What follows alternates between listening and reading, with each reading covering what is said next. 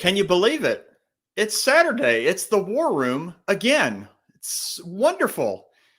Welcome everyone to the War Room again. Welcome. We want to welcome everyone that's in the chat so far and watching.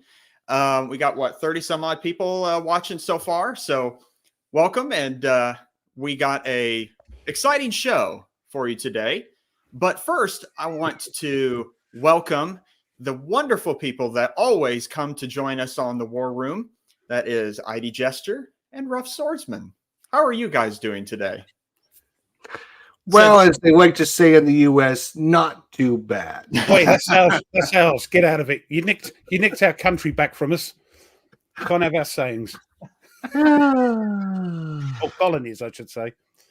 That's right. We nicked your colonies away from you. I'm doing good. How are you doing, Ruff? You doing okay? Doing okay. Yeah, not too bad. And busy. So not a lot done in the video. But I've done a bit. So have you done any gaming at all? Only played a little bit of, apart from the videoing of Skies Above Britain, because that's playing it as you're videoing it, isn't it? Played a bit of the old Legendary Encounters Aliens. I think I mentioned it last week. So I played that over the weekend just to get that out my system. Might even do a video on it for the first movie, sorry, as you say. We say film over here, don't we? So the first movie, might do a video of that. I know there's lots of them out there, but I haven't done one yet. So looking forward to that. Getting on with Skies Above Britain. That's about it, really. Hope to be a bit busier wargamey videoing wise next week, all being well. How are you, Nate? Well, first, Jester, how are you doing, and what have you been up to lately? Well, I did a bunch of good things this week. I got 12 videos out. I know that's not a lot, but I did quite a bit. I did, and Ruff's going to be upset with me. I started playing Salerno 43. I saw that and I thought, great, because Tony might start it, but I had already started it before you mentioned it last week and was planning on doing it. I'm not going to do like a whole playthrough. I'm just kind of dabbling with it a little bit. Well, I also did. You'll introduce them to the game, and then they'll see me and Tony play it properly. Yes, exactly. I'm joking. Because I'm sure I made some boneheaded moves. But anyways, I also played Undaunted Battle of Britain, and I did an unboxing. I played it, and then I did a review of it. So, what do you think? I love Undaunted with all my heart. I love Undaunted. But the Battle of Britain's a little rough, man. It's a little rough. It's not as good as the other one. It's just not as good. Well, there is a new Undaunted 2200. 2300, yeah. It's like a space one, yeah. A futuristic one, yeah. Yeah, so, with like mechs and things like that. But that's so far it seems to be going well from what I can see. It's rated pretty well. It's just watch my review and I'll in my review I explain what the issue is. It's still a good game. It's just not as great as the other ones. Is it because it's not a very solo expansion, or? Well, that's part of it. There's moving around. There's no solo in it. All the units are very samey.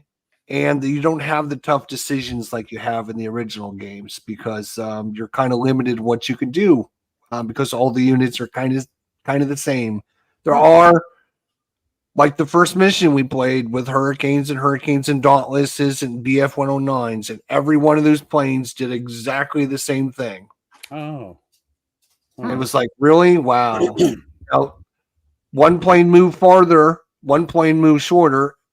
That was it. That was the only difference. Wow. I'll go through the chat in a minute. Yeah, I was going to say, we'd like to say hello to everyone. Tony has said maybe it's spreading itself a bit thin. Maybe. I in my review, and I will say this, I applaud them for trying different things because, You do Normandy or North Africa, Stalingrad. Let's try something else and see what happens. So I applaud him for trying it. It just didn't come off that good. It's still a good game. I'm going to give it 1 thumb up. It's just not as good. It's just not. Not as good as the others, like Stalingrad or Normandy. I think the design for the game is more around land combat. And it just works out really well with the land combat. But watch my review. I did a review on it. I go through and we don't need to now. You've just given it all away. That's what I was thinking. He was a little cagey earlier. I'm thinking he's not going to say anything because he wants to go to the video. Don't need to. But I'm just going. So Nate, what have you been up to? I'm sorry, we cut you off, Nate. What do you got? What do you got going on? Well, this has been surprisingly enough, despite life going on and PhD and doing classes like that, I got a lot of gaming in, and I was very surprised. I got bloody students. That's all I can say. They're strain on the economy playing games all day. Oh yeah, Stuka Joe. Hey, Rob. Well, so first I played the Betas campaign that was in the latest C3I magazine, and I kind of had somewhat of a similar opinion to what you just mentioned, Jester, to Undaunted. It's good, but it didn't really hit me like it didn't wow me. It was just kind of, it's a fun game, but I really was looking for more things to do and more crunch, so to speak. But I did enjoy it. Then, as I posted last night on the Facebook page, and if anyone's watching the show and is not on the Tack Up Facebook page, you should come and join us there. I was finished up my playthrough of Rome Incorporated, which that was a lot of fun. And I probably played this 5 or 6 times, and each time is different and a lot of fun. And then I started playing. I mentioned my opinion on this game. I can't remember how long ago it was, and I thought I'm going to put it away, take some time, then I'm going to come back to it. Mr. President. And I'm playing it on Vassal. Found it actually. It is, I will say my last opinion, I would say I was wrong on my last opinion about how the Vassal module is very, very easy to set up the game. And I now can see sort of the magic that's in the game, why people like it. I just want to say, John, sorry, just to interrupt quickly. John, I hope you've been to the toilet before you started watching. We don't want to repeat last week. All right. Yeah, no. But yeah, I'm finally understanding the game and what it's trying to do. And so solitaire games always do this to me, where I set it up and I don't understand it initially, and I get frustrated, and then I put it away and I come back to it and find with fresh eyes, fresh mind, and I finally get it. But then, no, I have a lot. I'm sorry. Wow, look at him go. Yeah. Then I have, in addition to playing Mr. President on Vassal, I have this set up on my table, Rise of the Roman Republic. So this is the first one in the Ancient World series. The second one is Carthage, the First Punic War. And then the third one that's coming out is Thunderbolt, that will have both the first two in the same box. I keep expecting Sean Connery to turn up, Thunderbolt. I keep thinking you're going to say it. Just my weird brain. Right? Can't wait for that, though. Can't wait for that. But I also bought a game, and I bought this. Bought a game? Ooh. Britain Stands Alone. That's a hard one to get hold of. Yes, I found it from Noble Knight, 1994. And it's kind of neat because it includes not just like the invasion, the what if invasion of Britain, but it also includes the whole Battle of Britain, the air and the naval war. And part of when the Germans do invade, they have to keep their supply route open across the channel, or the Royal Navy can come in and cut them off. So yeah, I'm looking forward to trying this. But I have to. I don't know if he's listening or not. I think it's like 6 o'clock in the morning down in Australia. I have to blame Wise Guy History for. I've been watching his playthrough of Tanto Monta, and I went and bought it. It looked really good, and I'm like, and I saw you, Jester. Actually, you were watching some of his live playthroughs as well. I had gone it for the same reason that he did it. I thought, oh, this would be kind of cool just to sit down and play it solo and try all the different factions. It's not. And then he went and stole my idea. So, lousy rotter, as Ruff would say, lousy rotter. Ruff, it is a CDG. It's you rotter. Is that what you're trying to say? Yeah. You nasty rotter. Nordic, yes, this does cover the Sam Night Wars. All right. But before we move on, though, I do have some interesting bit of news that came up earlier this week. Right. See if I can share my screen here. Wow. He's leaving. He's been given a contract from somebody else. Shut up and sit down. That's right. Yeah. Wow. I player's aid. He's going to the player's aid. Player's aid. Yeah. Yeah, boy. Ready? Here we go. So if we look, the GMT sale, or excuse me, the newsletter, we can see.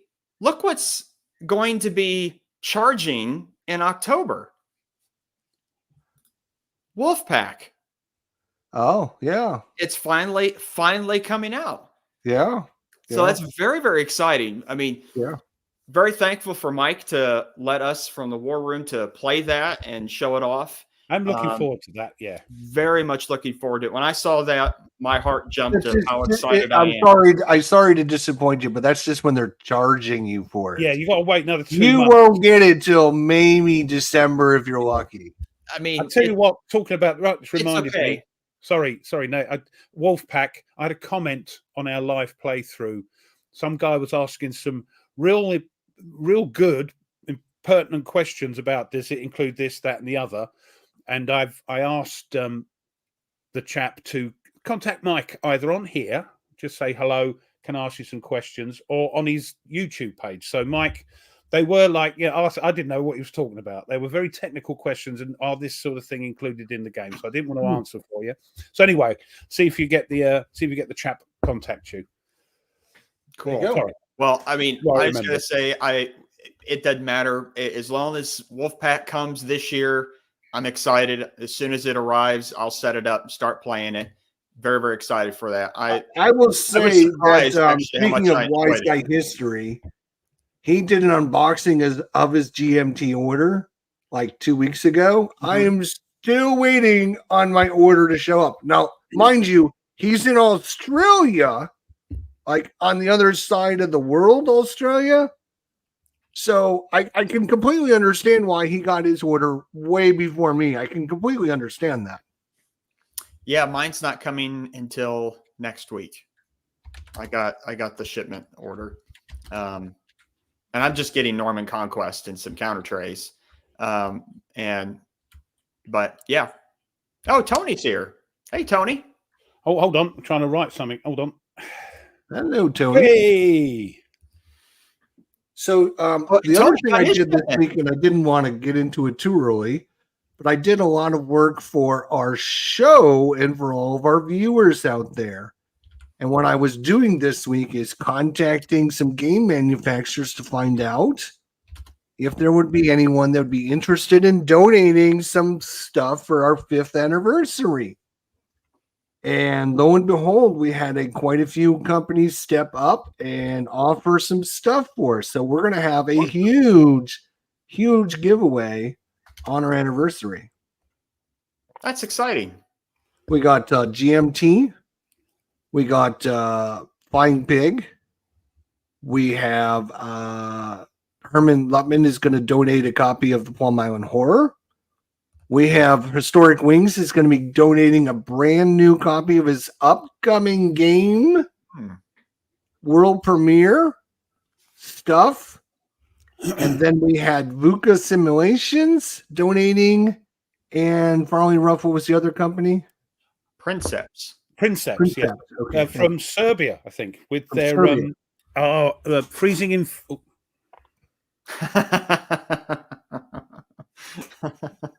So we're gonna have a lot of good stuff to give away. That day is going to be huge. So stick around, folks. So we want to thank all of our sponsors and all of our people that have donated. So thank you all. Jester, what day is the show? It's going to be November 2. Even I've got We would love it to be on November 5th. That would have been awesome. But it is our 5th anniversary show. We've got to wait another couple of years for that to happen, and then it'll be back on it. So I can't believe rough 5 years, buddy. Yeah, and I saw that, as I say, we were talking to the green room. I saw that photo where it all began of simpler times. Oh, you might as well show it, Jester. No games anywhere. No games in your rooms. I've just got a few at the top of my shelves. All the rest of books. Yeah, simpler times. It's good old days, man. Yeah, good old days. Just the two of us to know a dream and a sparkle in our eyes, man. That's it. Yeah, and big red, black and orange headphones for me. Yeah, I was just they were my sons, and they're the only things I could do. And your little microphone sticking out in front of your face coming down there. Yeah, they were my boys. Gaming headphones. I thought, I'll have them. Didn't realize that I'd look like what's the name out of Star Wars with the buns on the side. Who started the show first? Was it Jester that you had a show and then Ruff came on, or was it you both started at the same time? I got the brilliant idea to have several people come on and just talk with them. I had actually done it with Wardrobe. Yeah. And then I did it with Hex to Hex, I think. And then I did it with Ruff. And after I met Ruff, it was all over. It was like love at first sight, wasn't it? Love at first sight. I said, the other ones, forget all them. I gotta have this guy. I gotta have him. I think he didn't talk to anybody else. I think that was it. And wasn't it like there was like a few shows where nobody commented, and then Wardrobe commented the first one right on the show? Well, it was the first official one. Yeah, we had 3 people or so watching, not many people, early days, and nobody ever. Well, I mean, this is back in. Now we got almost 70 people watching this. It's great. Yeah, it's very nice. We come from humble beginnings, and we appreciate all of them. We do appreciate all of them, and in fact, we appreciate them so much. We're giving away a whole bunch of good stuff. That is good. And stuff that I'm thinking about keeping. It's so good. I'm thinking about keeping it. Keeping what? The donations. Well, I'll tell you, these 2 games I've got, and we're going to work out how to do this with the shipping and all that. And by the way, if you haven't done so already, could you, there's 70 people, like button, please. Smash it. That'd be wonderful for us because we need all the help we can get. So thank you. Thank you in advance. At least Ruff needs the help. Well, of course, every day, always. But the 2 games I've got, I'm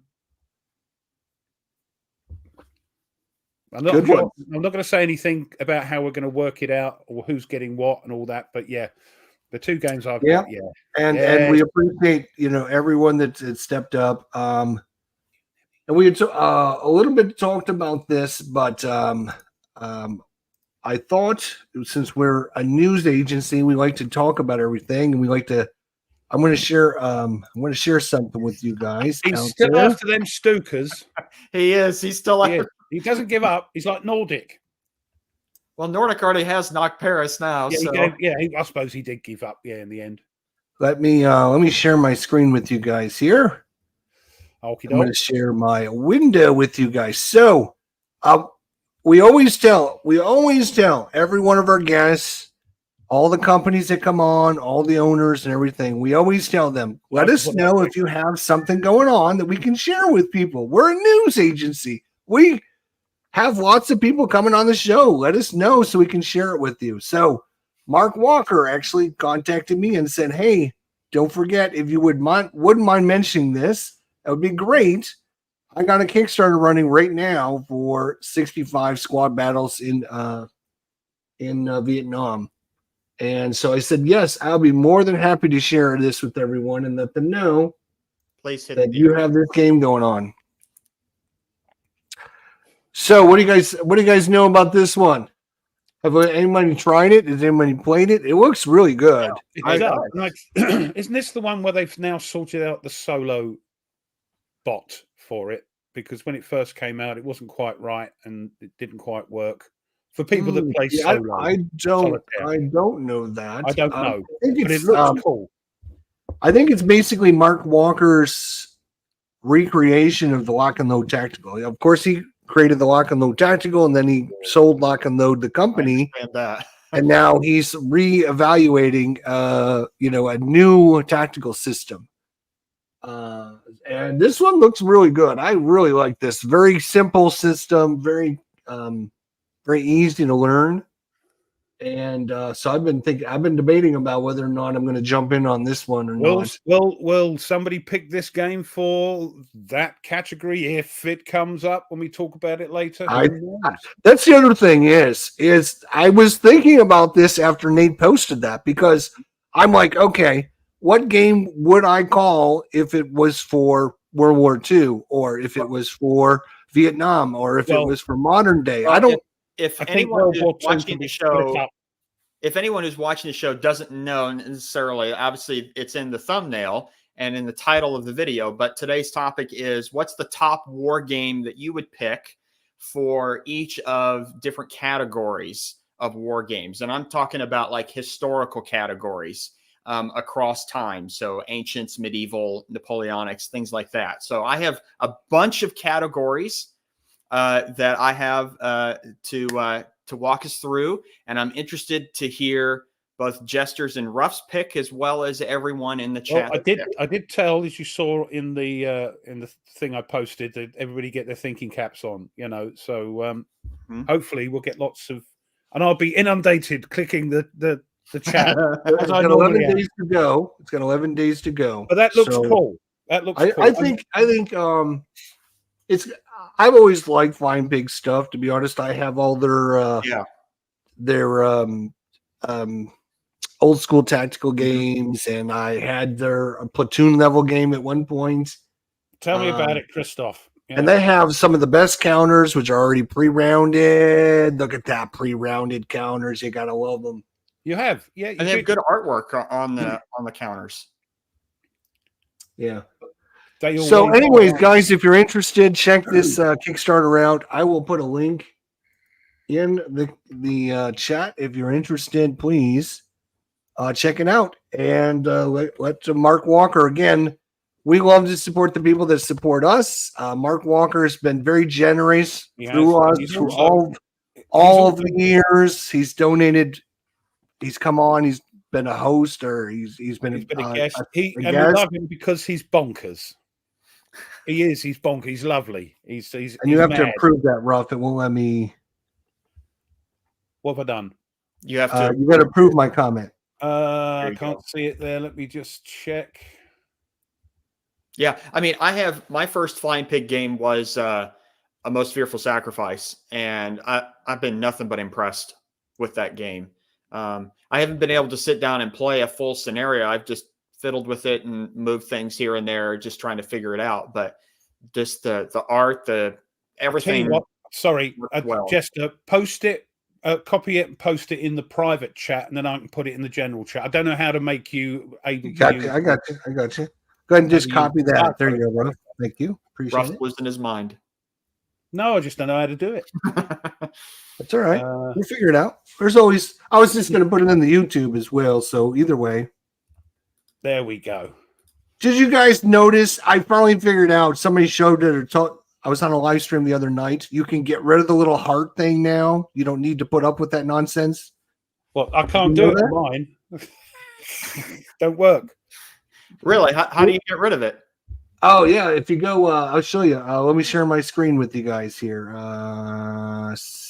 Preset, share screen, entire screen. We'll just use this one over here. Sure. There you go. So if I go to YouTube and I go to Russ Swordsman and I go to the War Room, right? So there's the chat box. What you want to do is click the little dots up here, and you want to turn off your reactions, and you will notice my little heart's not there anymore. Oh. If you turn on the little reactions, right, then your little heart will pop up. Maybe I have to start a new window. I'm not sure. Let me try it with a new window. Maybe you got to turn it on and leave it on. But anyway, that's how you get rid of it. That's how you get rid of it now. Yeah. On the video, when people make the heart shape, you mean? Yeah. So and it blocks like half the text line. You can't see it. So you're not pestered by something. Yeah, it drives me crazy. So just go in and turn off your reactions, and then you don't need to put up a heart. But what happens if somebody wants to send me a heart or a nice smiley face? Then I guess you have the little logos for those. Oh, right, the emojis that are. You have the emojis. Yeah, somebody can put a little crap icon on there and say that you're really doing a good job. Yeah, because look at the post of you two on the Facebook page, just loaded with people loving it. He keeps bringing it up. It's not on the. Doesn't work on the tablet, so that's good. It didn't work. It's gone. It worked perfectly. Thank you. You all remember we're just here to help you guys. That's all we're here for. Information service. That's what we do here. And lock and load, people. Let's get a drink in. Yeah. Thank you, Nordic.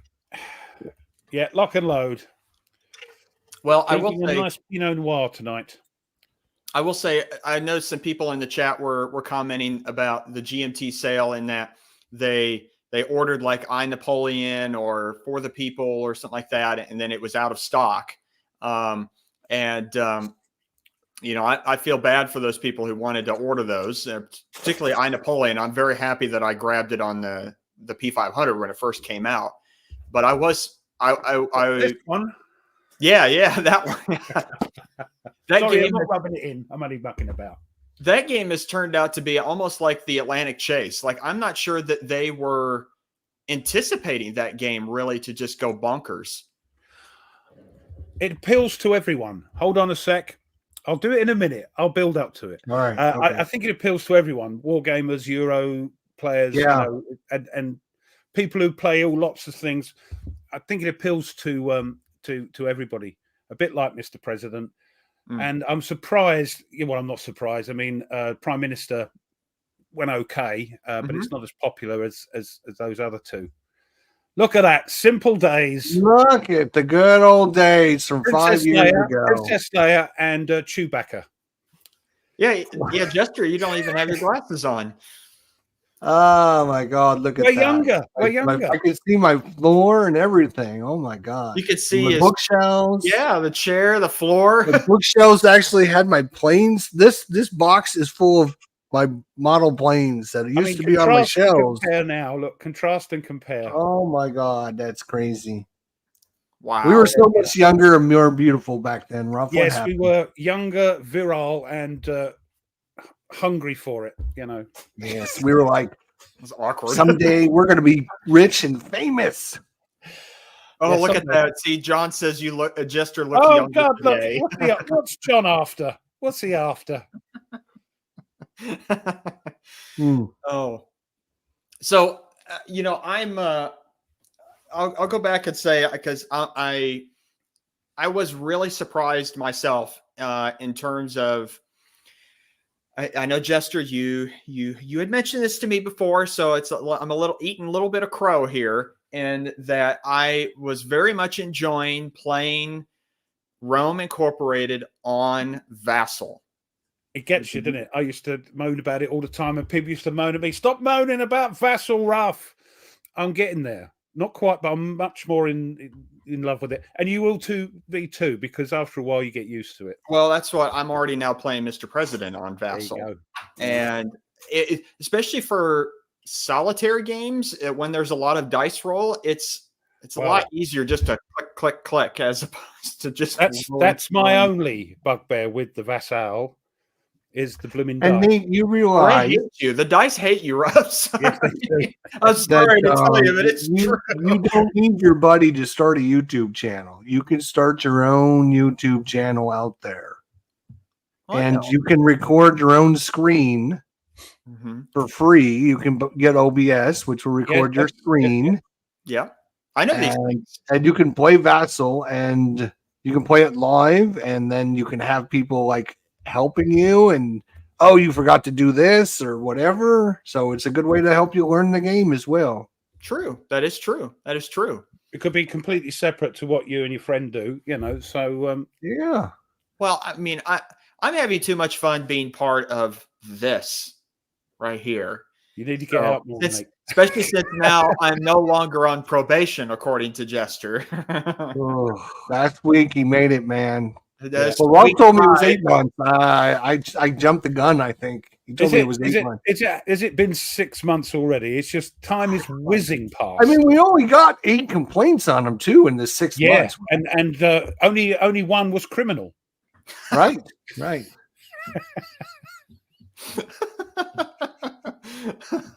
I always wanted to talk about all these fancy wargame things. He didn't? The biggest complaint is he's too stiff. He never wants to just have fun, sit back and relax. He always wants to go forward and chatting about things, driving us crazy, like a little old lady chirping in your ear all the time. But he does make us look like a couple of ignorant chumps, I must admit. So there's that. You don't say that. Yeah, keep going, Ruff, keep going. See, Mike has it right there because you talk badly about. Yeah, I mean, Nordic said he gives me good advice, and then the dice just ruin it. And Mike said, "Yeah, I badmouth the dice." Yeah, Mike, you're right. So talk to your plants and talk to the dice. Talk to the dice. Yeah. Well, I don't know if you noticed or watched me and Mike Butterjelly were doing a live through of Hexplore It. Yeah, what happened to this week's? We didn't continue it because somebody's character died, and I'll just give you a hint on whose character it was. So we decided to kind of postpone it because Mike's busy getting everything ready for a couple different games, and he's got a con he's going to in a couple weeks. He's got to prep for Wolfpack is coming out, so he's trying to get his copy and get it out and let people know about it ahead of time. And I totally understand that. It's a little bit like being a film star, isn't it? With a designer, when they got a new film out, they do all the rounds. I got to go to a showing. I got to show off my new game, so I can't hang out with you, peon, anymore. Yeah, he thinks he's Tom Cruise. That's what it is. Promoting his game. Yeah, for the peasants. But I thought it was funny that his character. Yeah, nerd is right. What in doubt? Yeah, that's it. Bonsai. Yeah. So. Well, no bonsai. Bonsai's a tree. Shut up. Anyway, he thinks he's big time now. I mean, he's got Tank Duel. He's got the Tank Duel expansion. Now he's got Wolfpack. He has Mr. President. I think he's got like rings on now. Yeah, he's got so many games. Wolfpack is going to be another Atlantic Chase, and on Napoleon, I think it's going to go bonkers. I'll tell you, once people get to play it. I'll be frank. Like I was really surprised about how much I enjoyed playing Wolfpack. Like I came into it. I intentionally I knew about the game and I had seen like surface level stuff about the game, but I kind of intentionally kept myself right before not to know much about it outside of what it's about, like the general information. I wanted to come in with just fresh eyes just to see how everything works. And I was just astounded. I was astounded by just how well it works and how good it looks. I think it's going to be like another Atlantic Chase. I tell you what, if it's another Atlantic Chase, when we first played it until when we played it with you, it was like a completely different, polished, so much more to it. It was just, not that the other game wasn't any good, but I mean, it was like, wow, this is so different. Brilliant. Yeah. Brilliant. Yeah. Yeah. Sorry. I mean, not to build Mike's ego up, but I really enjoy it. Yeah. Yeah, it's going to be a good one. If you guys don't have a copy of Wolfpack, we might have a copy for sale or for giveaways at some point. Well, we might do. At some point. Yeah, at some point we might get a copy. Yeah. I've been donating a copy, and I'm going to be using that donation probably at our end of year celebration. So that'll be in January. Look at my as long as it's not like the Rings of Power, because that's right. Yeah. And Oh, Nordic, man. everybody is taller than Tom Cruise. Just be clear about that. All right. That's true. Yeah. Yeah. I always forget that. Yeah. Well, I tell you what, don't you think this subject's going to take up a bit of time? The category. I think we'll start our thing in about 45 when the show is 45 minutes in. Well, yeah. So you want to do your I'm not running this. I'm just the parasite hosting it. So there we go. If that's the right word. I think he's trying to usurp. I think he's trying to take over, Jeff. Wow, he's trying to start a rebellion here, as it looks like to me. Oh, that's not how you do it, man. I know you do it for real. Do it right. You got to do it right. Not doing that. Here I got about an 8-minute discussion. Rough. I started by playing through of Salerno 43. I thought it was really, really good. I hear a lot of good things about it. I think it was really good. That's why me and Tony were going to pick it after we finished our Devil's Horseman GBOH thing, which is great. I love the series. I'm still not an expert. I'm still struggling with it, but it's great to play. And we thought, let's play one of because I've got them. I haven't played one of them. You haven't played any of them? No, I've had a muck about, but not a play. So Tony said, let's play Salerno and I said, yeah, that's supposed to be the best one to start with because it's a nice small footprint and it's nice. Everybody says it's the one to get into the Simonich 4X series, So yeah, I'll be looking. I don't know if that. You don't agree, no? I can't. No, I'm not arguing with that. I'm just saying. Here's what I find the most interesting thing is you have the landings, right? And then it falls to the Germans to decide what they're going to do.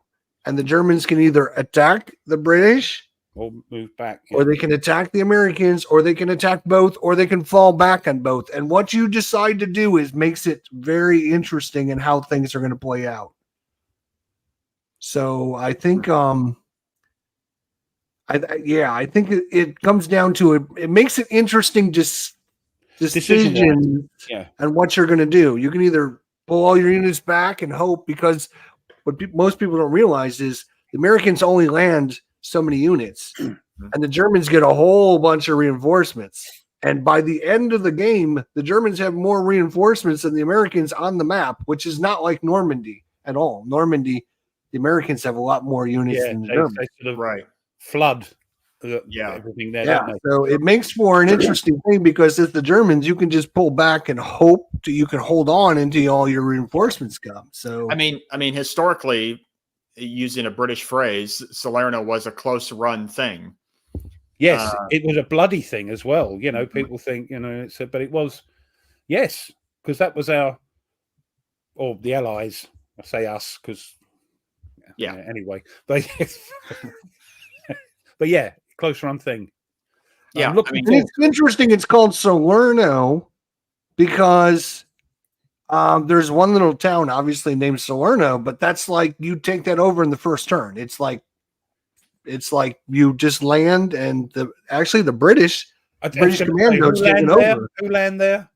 The British. The British commandos land there. So that's why we call it's like planting your thing on the moon. Yeah, we were there. We're going to call it Salerno 43. Oh, it's called Salerno because we captured it. Yeah. It's a good game. It's a good system. I think you'll enjoy it. The problem is with this one, and I would not recommend it to people if they're not familiar with war games, is because of the mountain rules are kind of complex. Oh, is that the right? Okay. The mountain rules are kind of complex, and how you get over the mountains and who. So basically, once you leave the road, good luck, because you are screwed. Because the rules are very. I mean, sure, maybe there's charts and stuff that you can use, but man, it's still a great game. I mean, it's really good. Yes, I would highly recommend it. There's another one. There's a sequel to it, Italy 43. Yes. And I've got that. I think I'm getting them as they all come out. I do like, I love me Second World War, but once I play one, that will give me like GBOH. Once you play one, it gives you a good background to play the others, even though they're slightly all all Yeah. different. It's the same with this I series. mentioned this one because of Nate's Mediterranean. He's going to mention later. Oh, right. Okay. Yeah. Fair enough. Yeah, I was going to say, that's what I said. Don't leave the bloody road then. Yeah, you can't leave the road or you're screwed. Oof. Yeah. I would be curious to see. I had heard, at least, I could be wrong, that someday he might do Barbarossa, which would be interesting to see that series try to do that, because it does Stalingrad in Ukraine, 43, but Barbarossa 41 would be interesting to see for that I mean, series. the problem with those games, and I could be wrong, Stalingrad's big. It's huge. Plus the expansion or the add-on or whatever you want to call it. It's huge because it's a huge country. That's my only misgivings. It's like Ted Racer's Dark Valley. Dark Valley. It's a big game, because of the hugeness of Soviet Russia. Oh yeah. Yep. Yeah, I'd like to see Poland 39 would be a good one. Yeah, I mean, Revolution Games do one, don't they? Well, and we talked to Greg from Buka. That's what that's about. So yep. What we might get from Mike in the future, just like David Thompson has done, we might get Moonbase 2043, or whatever. So that might be something. I don't think Mike will do that though. And we can see when we talk with Greg. I'll share my screen with everyone so they can remember. Not again. And Greg showed us his favorite game in the whole world. He's pointing his to favorite game of all time. Can you zoom in there? Yep. Let me zoom in. Why do you think that is right there, boys? This has gone down at the folklore, Nate, isn't it? It is. It is. Favorite game of all time, and he's like, right here it is. I think, yeah, I don't think that's ever gonna. No, he's never going to let us forget it. Like the photos of my untidy shelves, he's never going to let me forget it. And also, just like Algeria. Oh yeah. Yeah, or Rommel. Algeria. Every time I hear the word Rommel, and as soon as you make a mistake, we're going to remember it forever. Yeah. That's what brothers do, man. That's what we do. What mistake? I'm just saying, once you make one, we're going to catch you. Yeah, and this is never going to be forgotten as well, because I had to count around the wrong bloody way. Not let me forget that.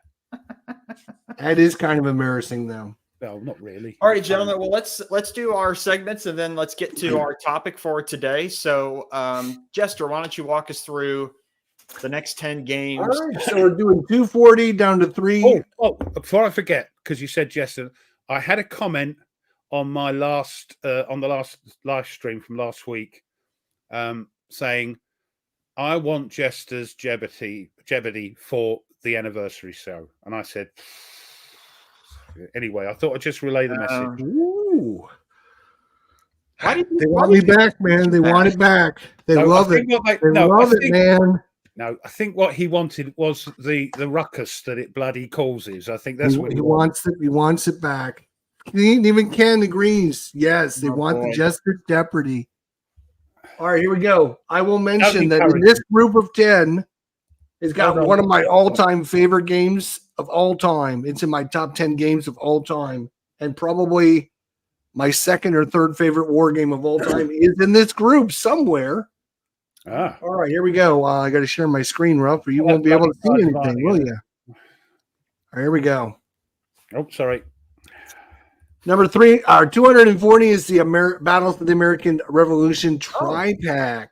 This is the one where Ruff is notoriously rolling for the British, and they're off screen, and then he grabs the dice and brings it back on screen, and it's just 6 every time, every single time.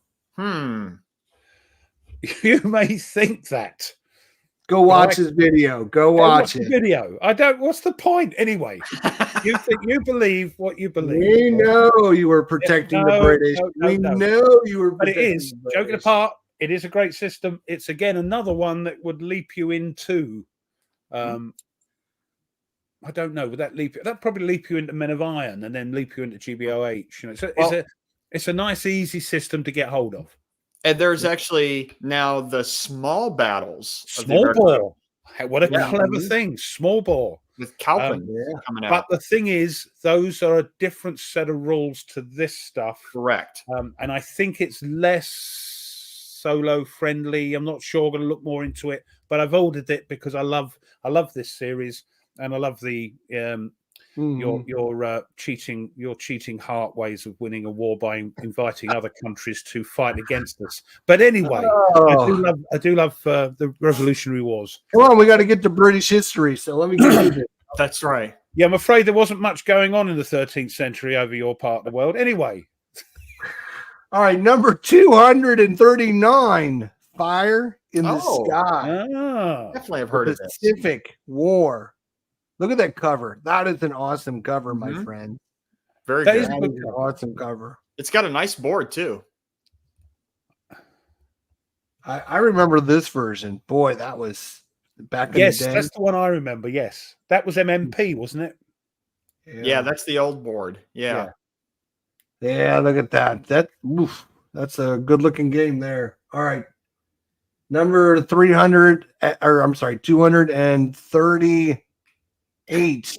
Every week there has to be one. There's got to be at least 2 or 3 Warhammer somethings out there. So this week is Warhammer Underworld. Let me guess. It's a miniatures game. I'm just guessing. Who would have thought?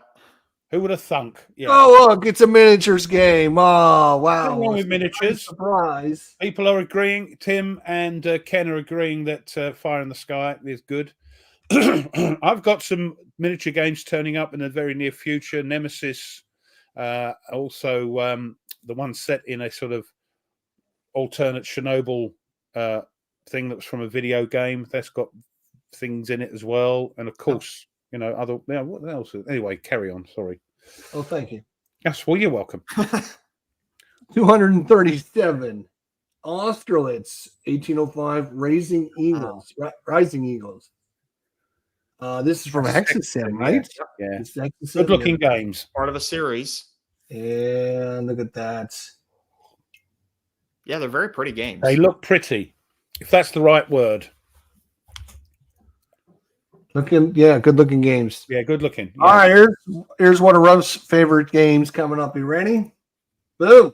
REF. Look at that. That's the original blooming 1986. That's the West End Games cover, isn't it? It is. Yep, it is the West End Games cover. Wow. But it is a great game. You know what other games West End Games made?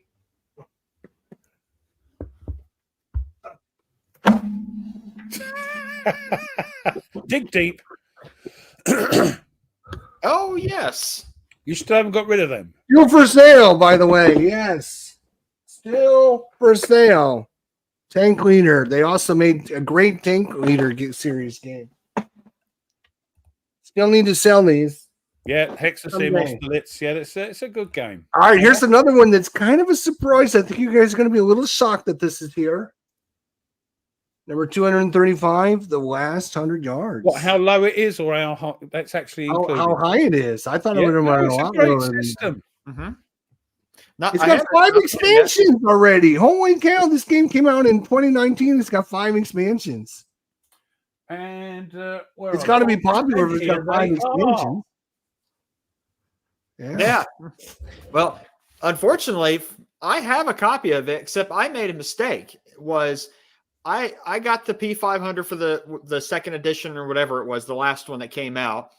Didn't open it for a very long time, and come to find out that the 2 or 3 of the counter sheets were misaligned, and but the game had already it had been out for a long time, and I thought, well, so I I emailed GMT like, is there anything? Can I buy the counter sheets? And they said, we're sorry, we're out of all the components. And like, okay, well, I'll probably have to buy another edition of it just to get the correct counter sheets, because I'm looking forward to trying this. It's not the greatest thing to solo because there's some hidden information. But if you forego that or work around that, yeah. I mean, I'm lucky enough to have played it with Mike, Butterjelly, and Tony, and it is because it's different. It's different. Lesson for the day is when you get your P500, open the box. Open it at least, first. He says that 234 Panzergruppen Guderian. That's an old 1976 SPI. You can tell that's an old game. Look at that cover. Woo. Yeah. But in the day, it was like, that looks cool. Number 233 games. Swords to Tripoli. Mike's saying that's his favorite game. Yeah. Time. Yeah. Really? Wow. Yeah. Okay. And it used to be a magazine game. You played this one, right? Oh, gold. Ruff, did you play this one? I've sold my copy. I did a playthrough on the channel. Okay, yeah, I thought you played it. Okay, yeah, it's a good game. It's a good game, but I sold it. Wait a minute. Did you just say you sold your game? Yes. I didn't think Ruff knew how to mention. Like, I sold it at PunchCon this year because I know because I'm thinking, am I going to play it again? I've got so many games. It's a good game, but again, it's a sort of Euro-ish card-driven thing, and it plays better with two people. They do have a solo bot for it. Jester, I have no words. I'm all right. He said he never would get rid of any game ever. I enjoyed it. Watch the bloody video, cheeky monkeys. 232 target for today. Look at that. Beautiful game. One of my all-time favorites. Love that game. I'm very disappointed it's not higher. In fact, I blame myself because I didn't rate it. I'm rating it right now. Off the scale. The problem is, of course, these aren't for everyone. An 8 or a 9. I'm going to rate it a 9. It's a 9. But they're not for everyone because it's a 9. They are table. I'm going to move it up for next week. We're going to see it again. Hold on, they're not for everyone because they're table-driven dice. The dice rule the game, and they're not for everyone. I love them. You love them. Hunters. They're just because I can understand why it's not as high as it should be. Let me respond to Shane. I'm just going to say, Nordic. That's hopefully the next game after Skies Over Britain. Sorry, let me respond to Shane real quick. That was my entire fault for that. I should have opened up when I got it, but it's still playable. It's barely misaligned, and I'm a perfectionist. So it's still perfectly. Most wargamers have OCD, don't they? Most wargamers have OCD, or board game players have OCD. So I have no problem. I wasn't upset. It's not their fault. It was completely my fault because they don't know what's in the box. Last on the list, boys. Exactly. Sorry. Fields of Fire, France, 1914, 1918. Fields of Despair. Fields of Despair, yeah. That too, yeah. Well done, well covered. All right. You're up, Ruff. Am I? British history time. Let's go. Let's get your God Save the King. I tell you, because actually there's not much going on this particular day in history. And I can't help it if we have 2,000 years of blooming history. Anyway, so does France, so does Spain and Germany. And I do. And if it comes up, I put it on just to pee you guys off who have 250 years. Anyway, 455. We made up for it, though. Yeah, bloody hell. You're darn right there. 455. Emperor Avictus. Yes? Say it again. Avictus. Avituc. 455. This Emperor Avictus enters Rome with a Gallic army and consolidates his power. Avitus. What did I say? Oh, Victor. So there's no C in it. Sorry. Yeah, Avitus then. Avitus. All right. Let's call him Avitus. All right. Just to annoy you. Avitus. So that's him. Apologies for that. He enters Rome after the Vandals sack it. and takes over.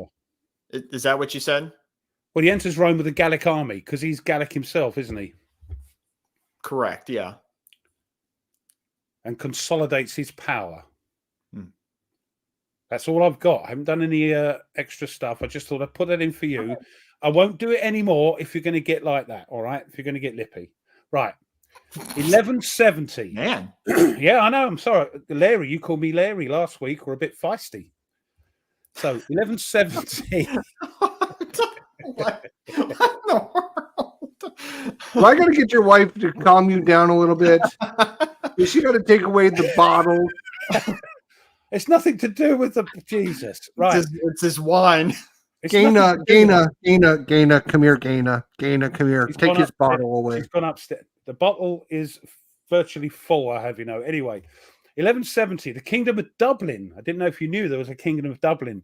But it falls to the Norman invaders. This Kingdom of Dublin was a Norse kingdom in Ireland that lasted from roughly 853 AD to 1170 AD.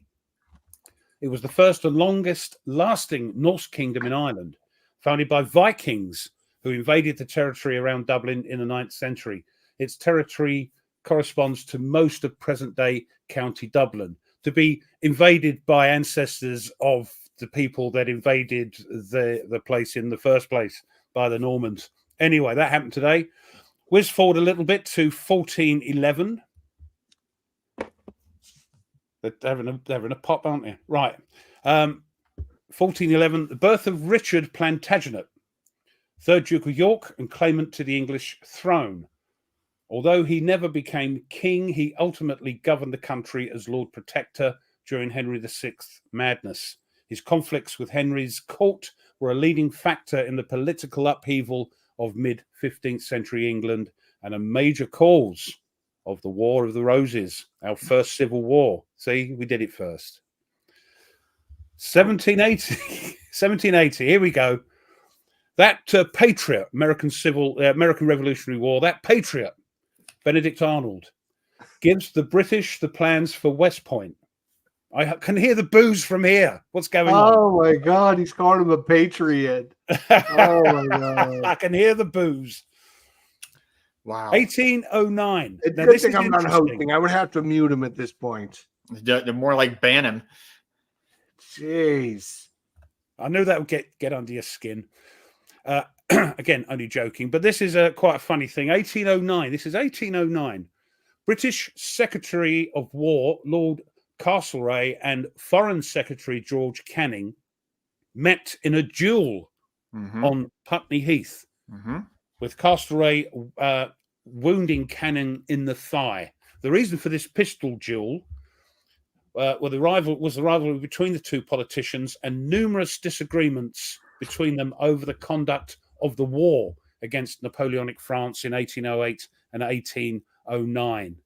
Now, that's about all I could find sort of back then. We whiz forward to 1942, and one of my favorite bits, we've got some aircraft, because today in 1942, I'm gonna get my big glasses out so I can see this. I'm a bit tired now. Come on.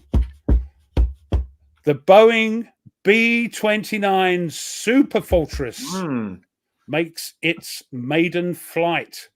And for those who don't know what that's like, let's have a look. Look at that. I do like the fact that they're all sort of aluminium silver. So that happened today. Oh, get off. I remember once I went to when I went to the U.S. Air Force Museum. You could sign up and they take you over to their restoration department, which is in a hangar on Wright-Patterson Air Force Base, and you go in and it's just aircraft everywhere, parts everywhere. It's like that. At the time they were restoring the Memphis Belle, the B-17 bomber. So we got to see it, walk right up close to it. And they told us that for every panel of aluminum, sorry. I tell you what though, Joe, again, we used to call it that. You just haven't, we stopped calling caught it back up. Yeah, we called it I can't even say it. It's called aluminium, so but we used Anyway, to call it that. they told So us anyway. that one panel would take them 8 hours to buff it correctly. To get that I mean, that's what I love about the American planes and the jet planes as well of the 50s and 60s. They were just silver things in the sky. I love it.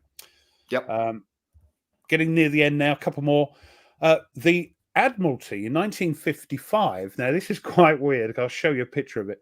The Admiralty announced that Britain had formally claimed uninhabited Rockall, a rocky islet 300 miles west of Scotland, to stop the Soviets spying on missile tests. Now, Rockall, you say, oh, right, let me show you what that is. Get that out of the way. And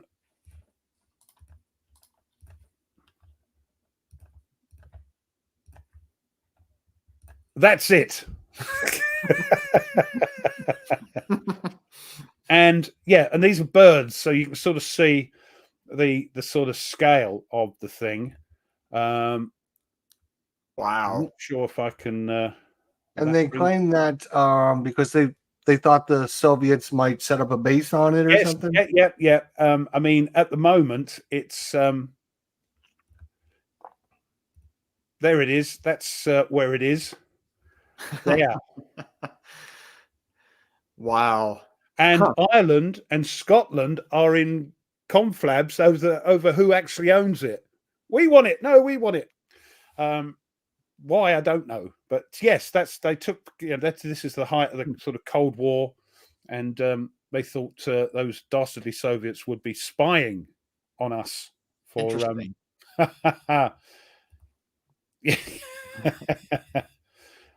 Mini Gibraltar. Yeah, it's weird. It's weird. And then lastly, I think got one more. And another one, finishing on a bit of American history as well. 1964, the American XB-70 Valkyrie, the world's fastest bomber, makes its maiden flight from Palmdale, California. And that looks... I've seen one. It's again, you can see where a certain plane that the British and the French designed, where they got their ideas from, possibly. Yeah, the only one left is because there was two. There was two. That's built. right, and only lasted 3 years, I think. Yep. That airplane is fascinating because the wings that come under, it rides its own sound wave as it breaks the sound barrier. It rides went up to Mark II, and wow, amazing piece of kit. So well done, the USAF, United States Air Force. So that's what happened today, 21st of September. Well, for my part, if since Jester showed off Norman Conquest in part of the Men of Iron series, if anyone is interested with playing the Men of Iron series, and I know I will when I get Norman Conquest here soon, the book I have today might help you. Fighting Techniques of the Medieval World. And it's equipment, combat, skills, and tactics, and all kinds of cool stuff in here to show you. That's quite a long 1,000 years of combat. It is. Did things change not a great deal? I mean, strategies, tactics. I'm not talking. I know weapons might have changed in 1,000 years, but right. Yes and no. I mean, the battles that you would see in say 800 definitely look different than something you would see in say 1200, but because of the weapons like that. However, it's still familiar enough where you can put it in the sort of the same periodization, the same category, if that makes sense. Even though they're different, they're still similar enough where they can fit together. They serve the same purpose, maybe possibly a bit more efficiently than before. I mean, you get in the 1300s, you start getting gunpowder here and there. Yeah. And it's really in the 1400s when like for instance, the Ottomans and other Muslims get cannons, that things start changing, and the Renaissance as well, and you start getting more innovation in weaponry, particularly in Western Europe. But yeah, so I mean, this book's great. Like you get, cool maps. Like this is the Battle of Bavoin here, and or you could see like, different, the Montanvale Castle, or how someone went and sieged a castle, so yeah, this is, or got some more. That's a pain. It's a pain in the backside, and it's sieging a settlement or a fortification or a castle. You've got to be there for months, haven't you? Yeah, because I mean, actually attacking a fortress. Oh, Nordic. It's fighting techniques of the medieval world. Right. The months, it takes sometimes years to sack a castle. Yeah. You're literally starving them out, aren't you? Basically. Yeah. I mean, actually, assaulting a fortress is hugely risky, and so if you could starve them out, hey, that's great. Except the only problem is keeping your army intact. And because, like, an example would be Henry V when he invaded in 1414 into France, and he sieged Harfleur. Initially, he won, except a good chunk of his army died to dysentery throughout the siege, and so that was enough where they needed to go back to England, and the French army caught up to them at Agincourt. But of course, we know what happened. Yeah, we showed them something there, didn't we, eh? Yes. That's right. Yep, Mandarin Mike, there's fighting techniques of the ancient world, the Oriental world. There's lots of different books in that same in that series, yeah. Napoleonic era, yep. So, but I just wanted to show off the medieval one. I enjoy that book a lot. So anyone is interested in looking for how to fight real medieval battles, you can see how they did it, and then you can implement it into the Men of Iron series. So yes, I think a great board game would be Tactical Castle Assault, where every turn you just say, "Okay, you'll go. I'm done. Okay, I'm done. I'm waiting. Having said that, in the Great Battles of the American Revolution, there is a game where a fortification is sieged, and that be interesting to see what that. I don't think I've got that one, but yeah, there's a siege, and I think there was Spanish are involved as well. All right, well, let me share my screen because we're going to get to our topic. Oh boy, we're gonna have to start thinking now, Ruff. Okay, buckle down. Yeah, sorry, so, yeah, Tony. Thanks, Tony. Savannah. Yes, it's that's a siegey thing. So thanks, Tony. Oh. Hopefully it comes up. Share screen. Oh, was that another one as well? They're all coming out now. Pensacola. Oh. The only reason I know about sieging is there's a PC game where you got a surge. It's called Europa Universalis. Yes, and you got to siege enemy locations, and it takes like years and years. And every month they roll a dice, and you have to get like a certain number or higher, and it takes like 3 or 4 years to siege a place. There are quite a few, but evidently. So I haven't got anything up yet. Nate. It keeps not wanting to share it. Oh no. Oh. Let's see if I can try it back. Technical difficulties. Yes. Yeah, it keeps wanting me to restart Chrome. Are you sharing the window or you're sharing your screen? I'm trying to anything. It's not letting me share. You're clicking present, are you? You don't have it already shared, do you? Look at the bottom and make sure. No, it's not shared. Maybe leave and come back in? Yeah, let me leave and come back. I'm not going to let you in.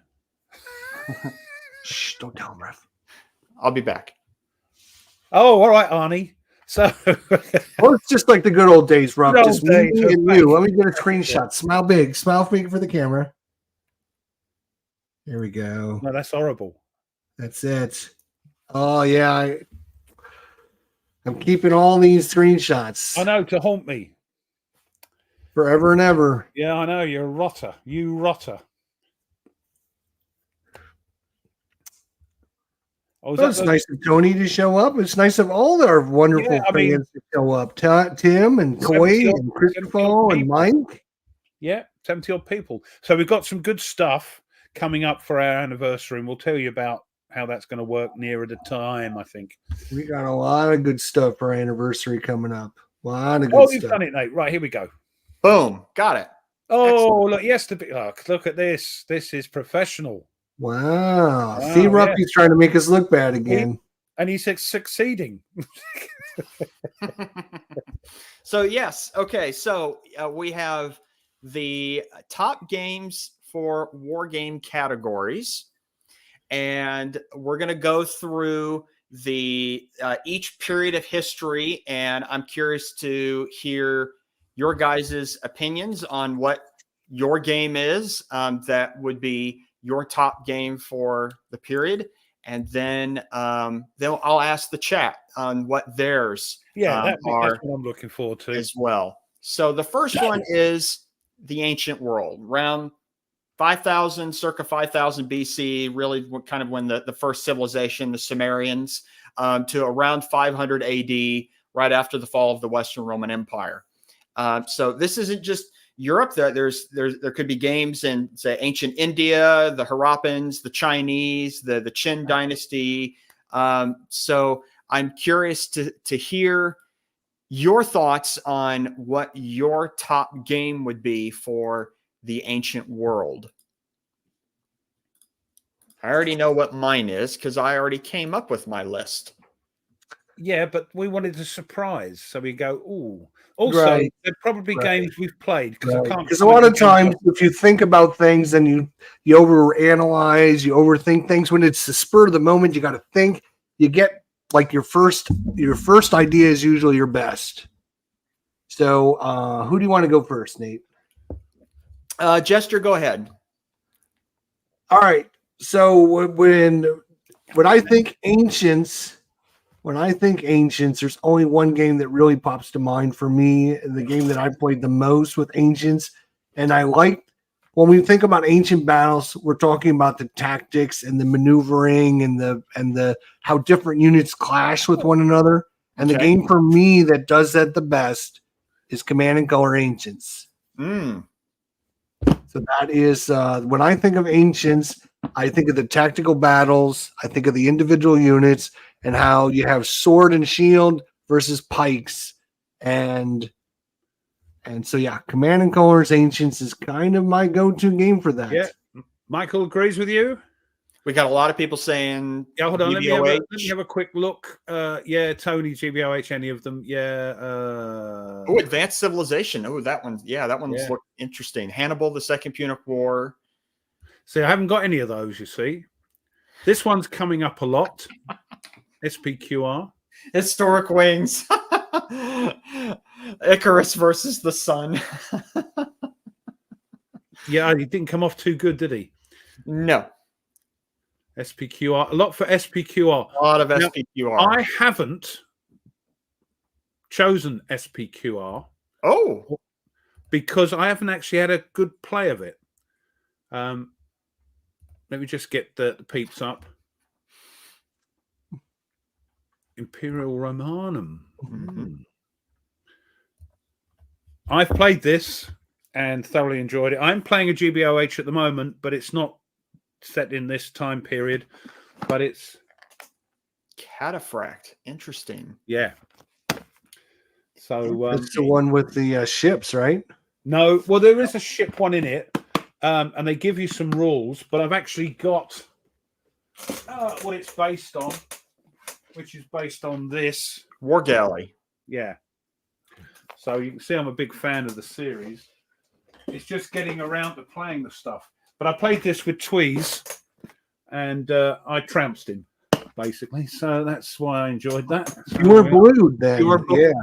I wasn't weren't blued. blued. No. No, yeah. Well, for me, I'm in agreement with Mike.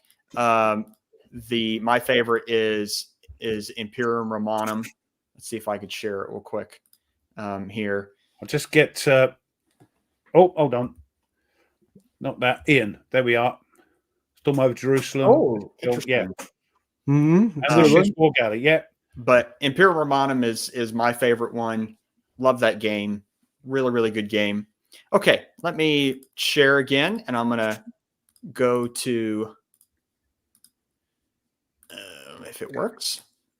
I would have a if I had an honorable mention, and I don't think anyone had mentioned this, I would say ancient civilizations of the Middle East.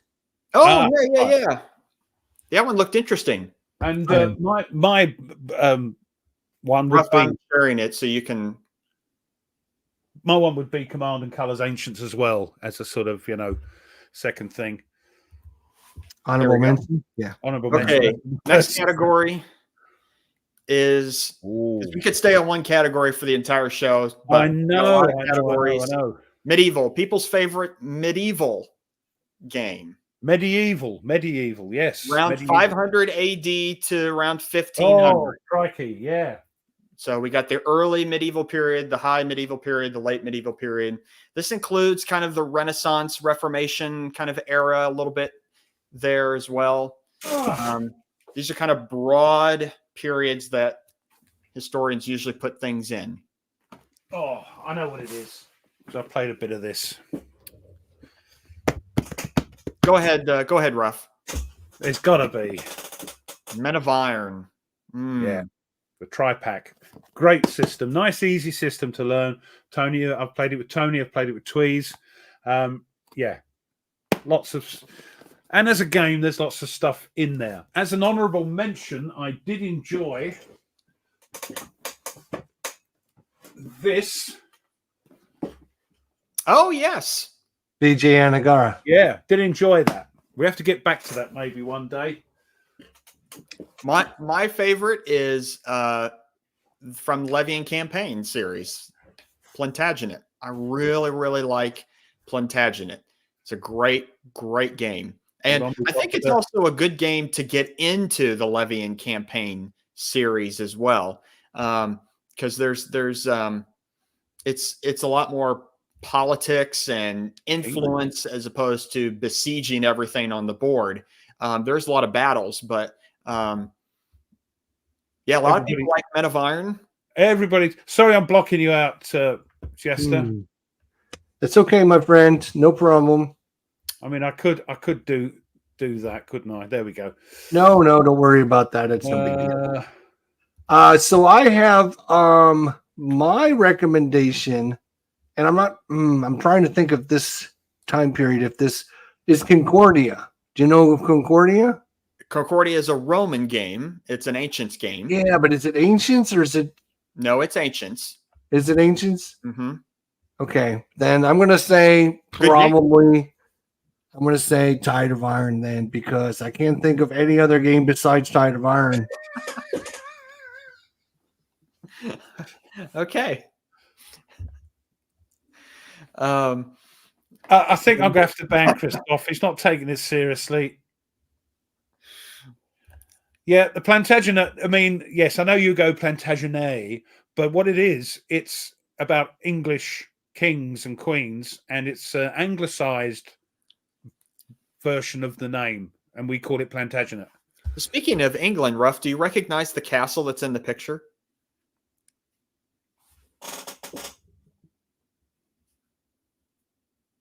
No, is it in... It's near you. It's right there in the south coast of England. Is it 1066y? No. Not Hastings, no. It's Dover Castle. Dover Castle. Oh, doesn't look like that anymore. Anyway, still there. Yeah. All right, so let's go to the next one. Hold on, let me just get up just in case. Oh, Warriors of God, I've heard. Yeah. Okay. Yeah, but then you're not English, Mike, are you? Right. Okay, the early modern period. So this is, after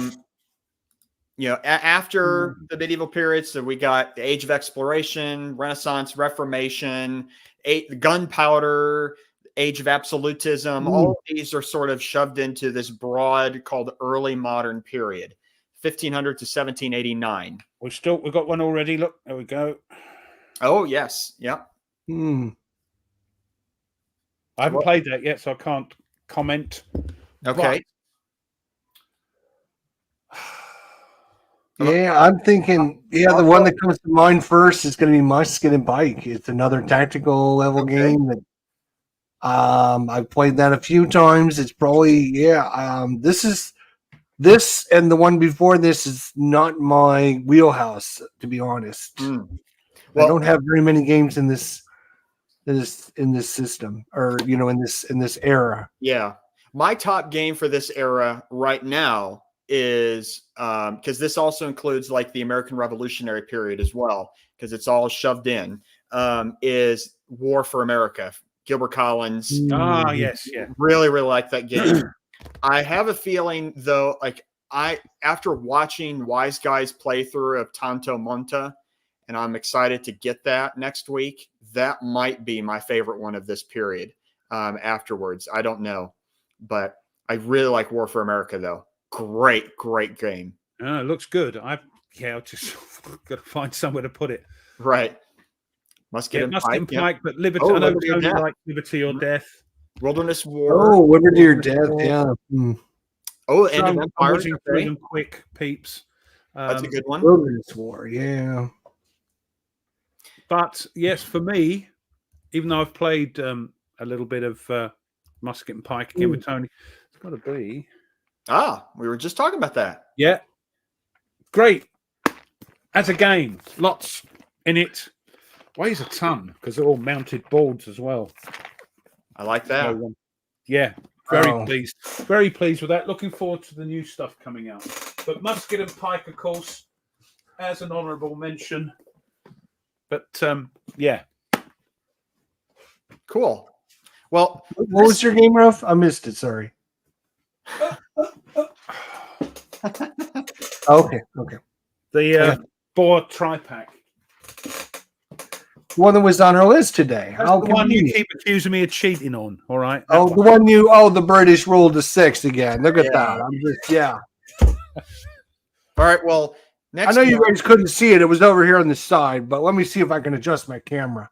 Next one might be difficult for you both as well. Napoleonics. I knew he was going to do Napoleonics. So I'm just getting rid of the other suggestions. Siege of Quebec, yeah. They're all great, yeah. Conquistador. Yes. I haven't played that one. Yeah. That one looks interesting. Yeah. I'm going to say same thing I said earlier. When I think of Napoleonics, there's only one game that I play with Napoleonics at all because most of them don't appeal to me because of the complexity. I know what this one is. I will choose Command and Color Napoleonics, yes.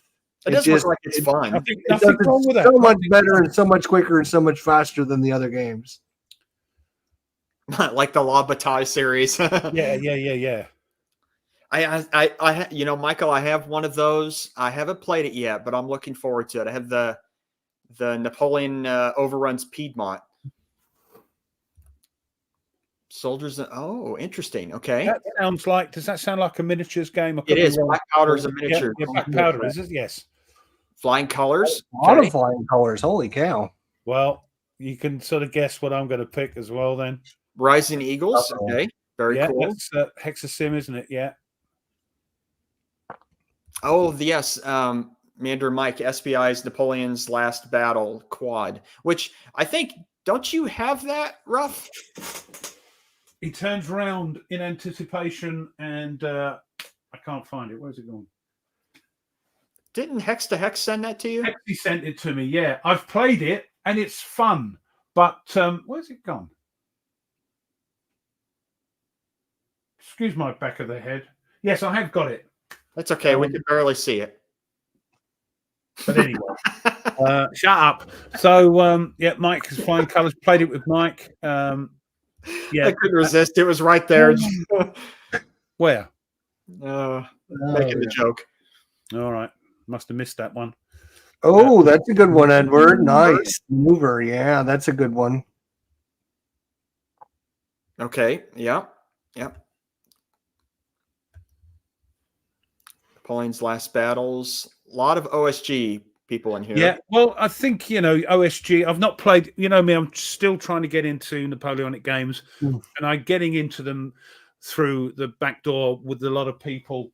That's true. Historic Wings. No one has mentioned. I think it's interesting. I think you're cheating because your Napoleonics background shows a huge picture of a ship. Mm-hmm.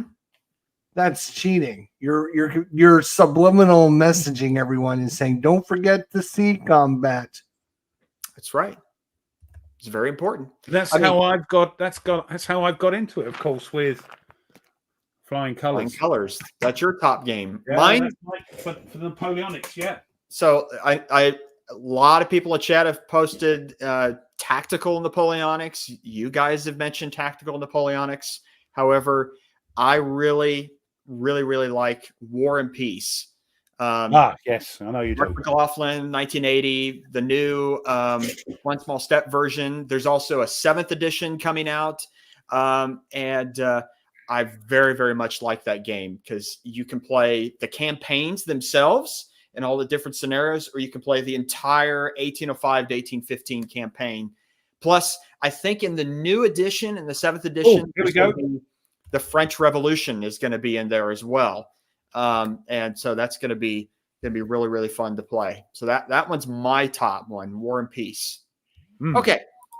Now we go American Civil War. So this is kind of two categories in one. So we have the American Civil War, 1861, 1865, and then also sort of because it fits within the overall Victorian era, 1815 to 1914.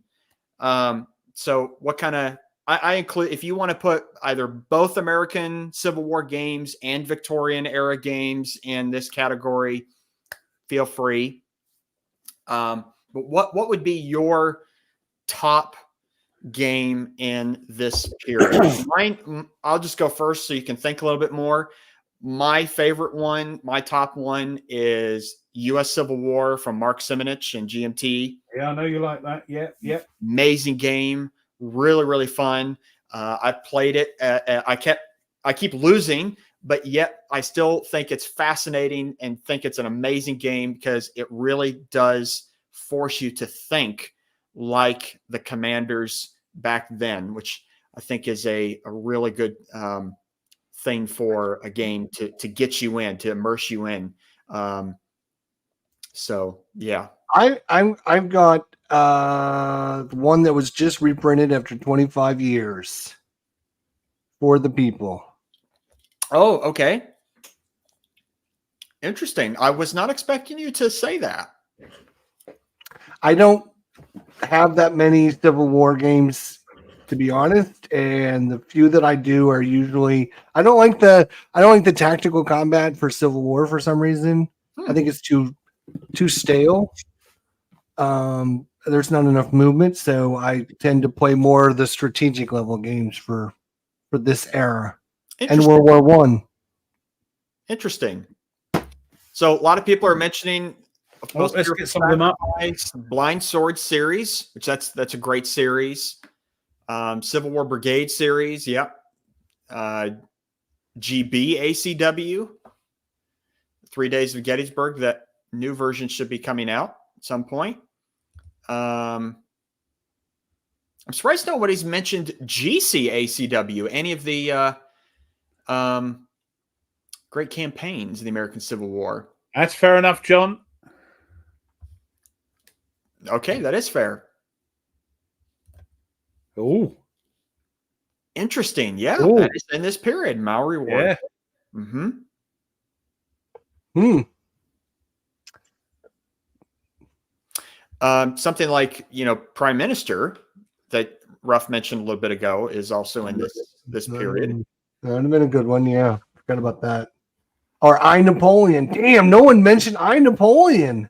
Someone mentioned they were. I think it was I think it's Meandering Mike, wasn't it? Mentioned it as Historic well. Wings mentioned that no one had Oh, posted right. about it. Wow, I can't believe that after as much as we talked about it, like it was the hottest thing since sliced bread. But well, Ruff, what's yours?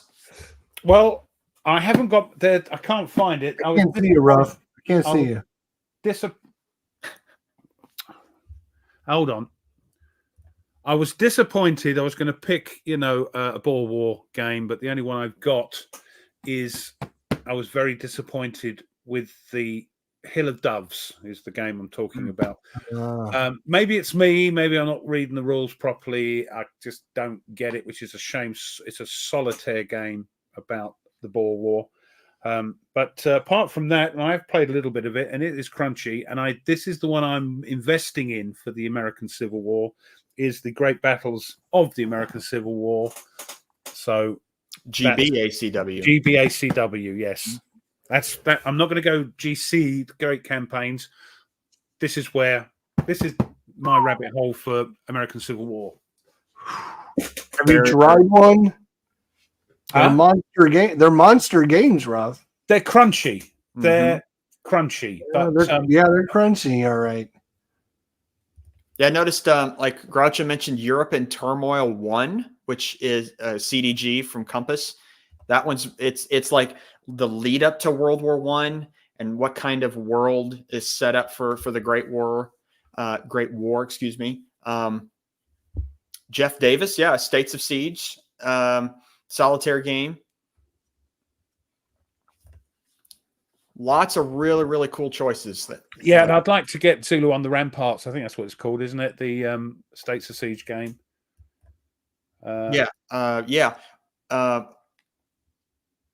I was a lot of blind sword stuff. Very popular. Very a lot of it. Blind Swords is very solo friendly. Yes. Horn of the Buffalo. That's what the Zulus called their fighting tactics, wasn't it? Oh yes, yeah. They have was it the 7 Days Battles? I think that's their latest one in that series. Oh, I've not heard of that one. No, I've not. That's the Avalanche Press one. Oh, okay. This one. Yes, Soldier Raji is the Avalanche Press one. Interesting. Well, that's good, isn't it? We're hearing games that we're not familiar with. Unfortunately, that means we've got to research them and go, oh, that looks good. Well, it seems like a lot of people, it seems they really like all these categories so far. They like games that are very solo friendly, but also I've noticed a lot of tactical games that people are mentioning. A lot of choices of tactical games. I think tactical is I don't know. It seems a very popular. Yeah, it does. Except for me. For me, and for me as well. So no, I mean, I didn't suggest a tactical one. I suggested We the People. So mine's not tactical. Yeah, that's I mean, I'm an operational campaign guy, and I'm kind of slowly dipping my toes into more tactical stuff. Yeah. But all right, next category. I'm opposite. I mean, I haven't played For the People yet, but there we are. World War I. So this includes, if it's not only the land warfare, but the sea warfare as well. I think I've mentioned what my favorite World War I game is about, 300 times on this show. Death in the Trenches by Ben Madison and Compass Games. Yeah. Love that game. But I will say, as honorable mentions, I love all of, and I mean all of them, all of the World War I games that Ted Racer has done. Those are fantastic. So. Well, this is super easy for me because it's my number one war game of all time. This basically from this point forward starts my World War II or my wargaming career, starting with World War I and moving forward. Before that, I dabble a little bit, but this is where I really play the games. And for me, There's none better than Paths of Glory. Paths of Glory. I mean, that's one of the top board games, period. Yeah. Out there. Yep.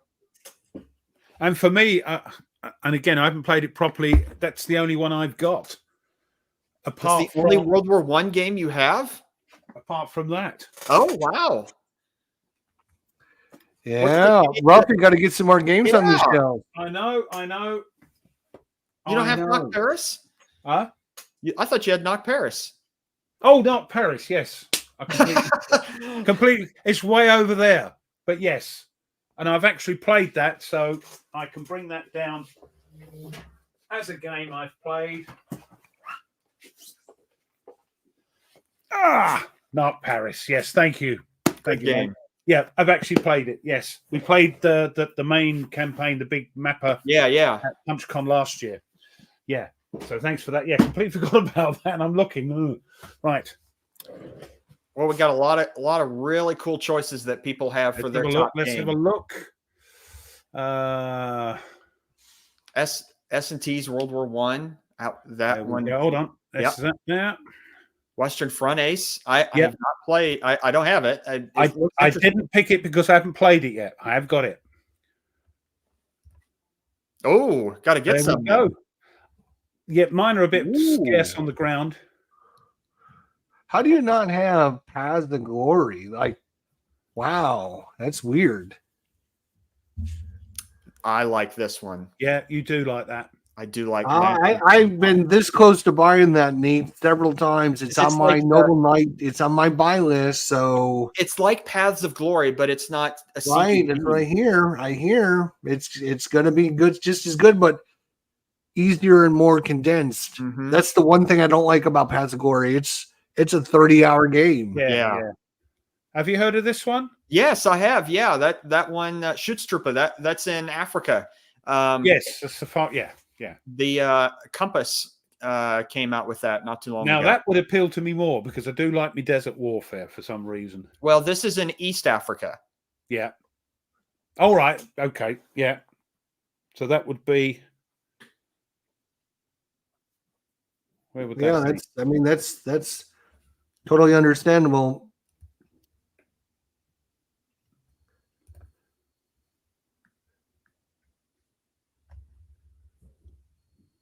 Yeah, another one for.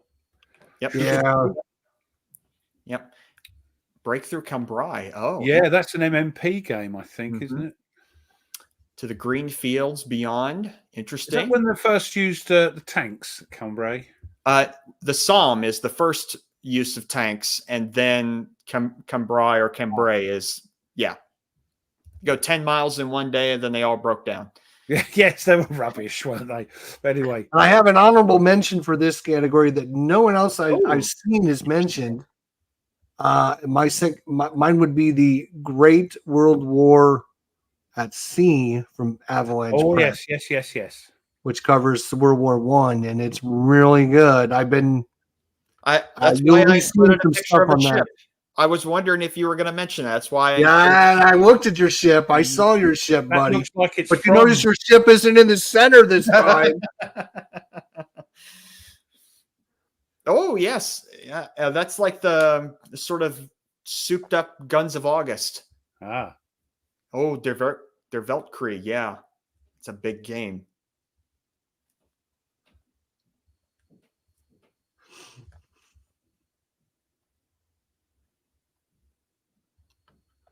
Yeah, not interested in World War One. Yeah, I get it.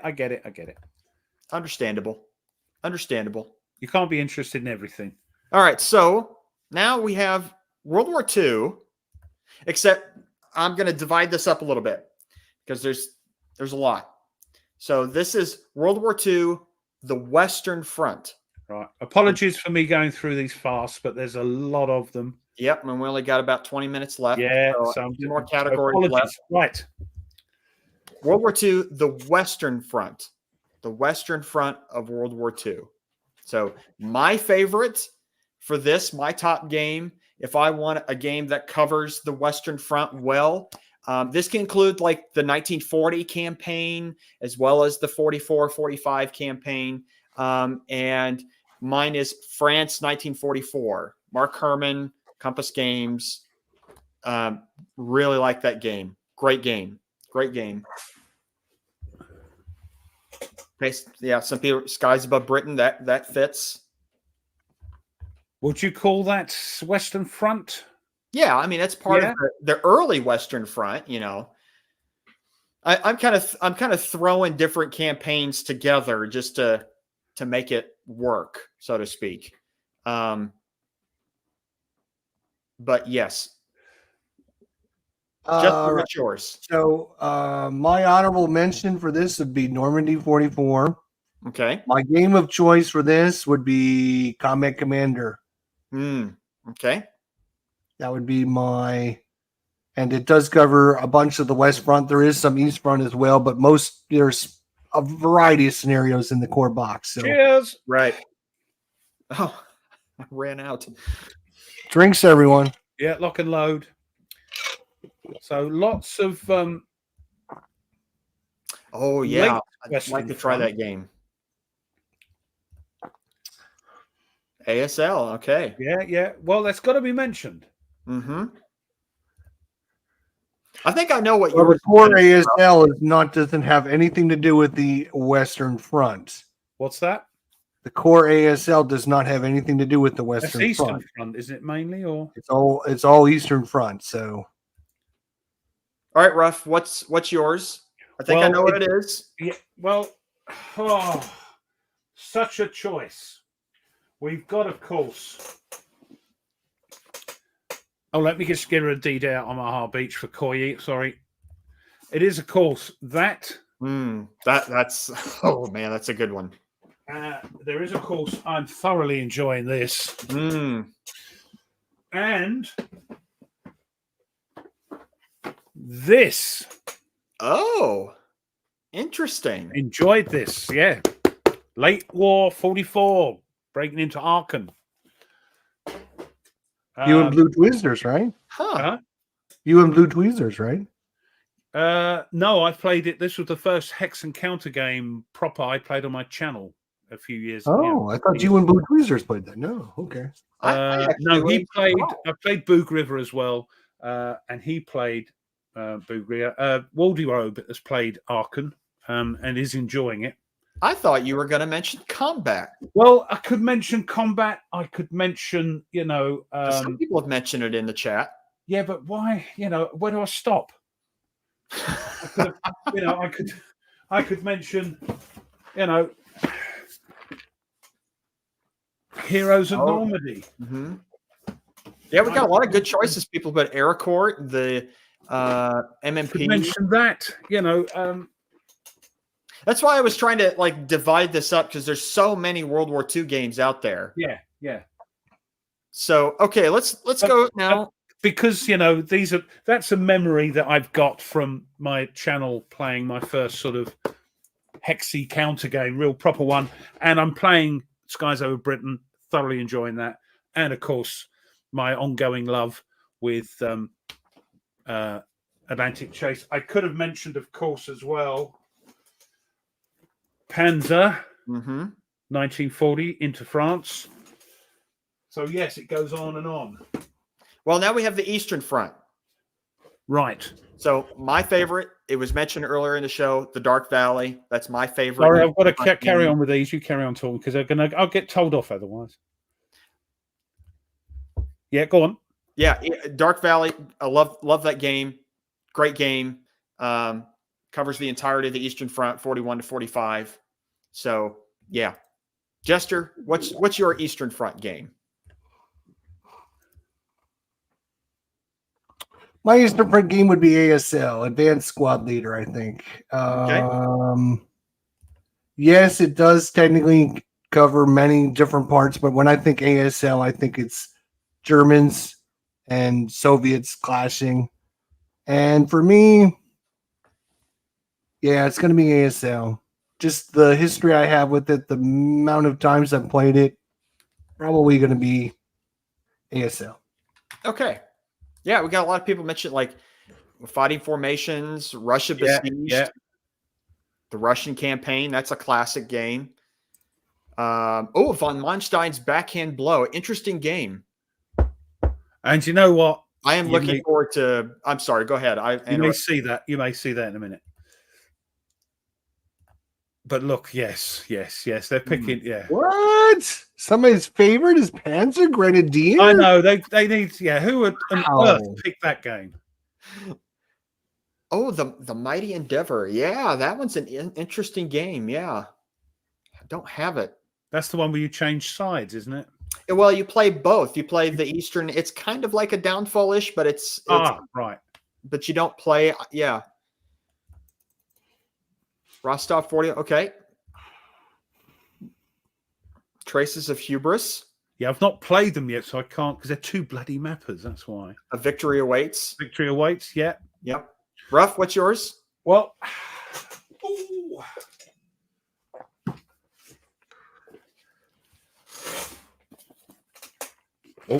Oh, there we go. Sorry, trying to do it in the camera.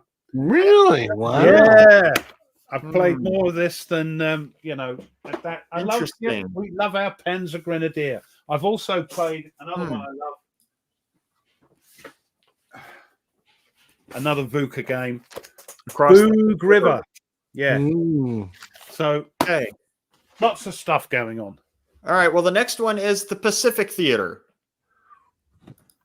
So my favorite for this theater is Pacific War from Mark Herman, GMT, either the Victory Games edition or the GMT edition.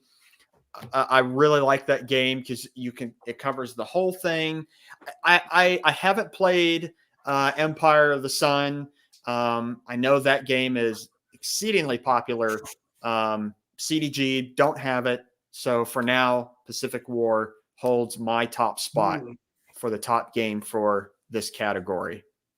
Groucho, Empire of the Sun, Nordic Silent Victory, Carrier, Pacific Fleet, Tarawa. Yep. Lots of really, really cool choices. I got the room, John. Sorry. Jester, what's going to be your top game for the Pacific Theater?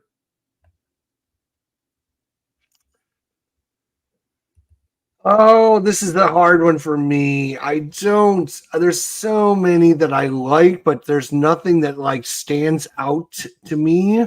Interesting. I like when I think Pacific, I think it's different because of the carrier battles and stuff. So I'm looking at probably as my favorite is going to be Second World War at Sea by Avalanche Press. Okay. So that's probably my favorite. I actually have a bunch of those games coming to the channel soon. I just found a channel online that actually this guy covers a lot of it. And he actually made a Vassal module for it as well. So I'm hoping to get some stuff on the channel with Second World War at Sea. Avalanche Press again. Wow, look at this. Yeah. That's good. Yeah. Carrier Battle, Philippine Sea. Yeah. Don't have it. Yes, cool, I've got it. I haven't played it yet. Ruff, what's yours? Well,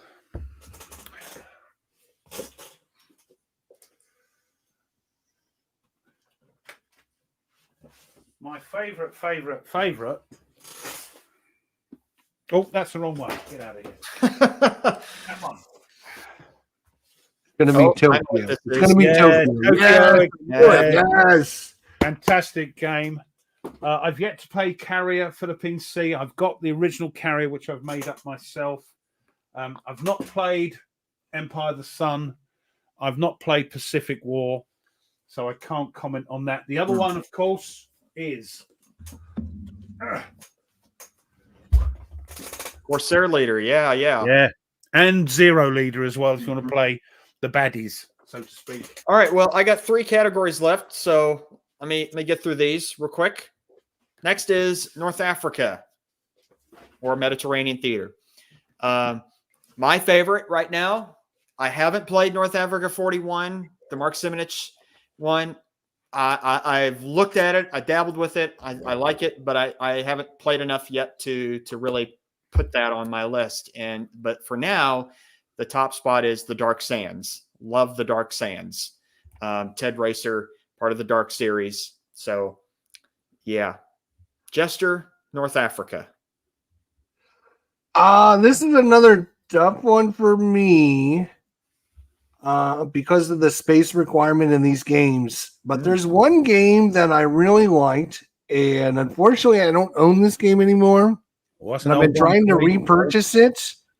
It's called Shifting Sands. Yes, I've heard of that MMP. Yeah, it was a really good one back in the day, but it's going for like 125, 150 bucks now. And I said, there's no way I'm spending that on that because it's like one counter sheet and one map. So, Ruff, that Multiple Siege is one solitaire game that I might be interested in getting at some point. Well, done a playthrough. Me and Stuka have done a playthrough, and we both did as bad as each other. But yeah, you may see that in a sec. But Jester, yeah, I've heard it. I definitely have heard of Shifting Sands. It's probably my most played Mediterranean game that I can think of off the top of my head. Other than ATS, I played a bunch of ATS in North Africa as well. So that'd be my honorable mention would be ATS. And I'm surprised no one mentioned ATS yet. For shame on you guys. Isn't Tony here? ATS stands for Advanced to Brooks System, by the way. So it's known for desert. It's a little bit specialized, I think.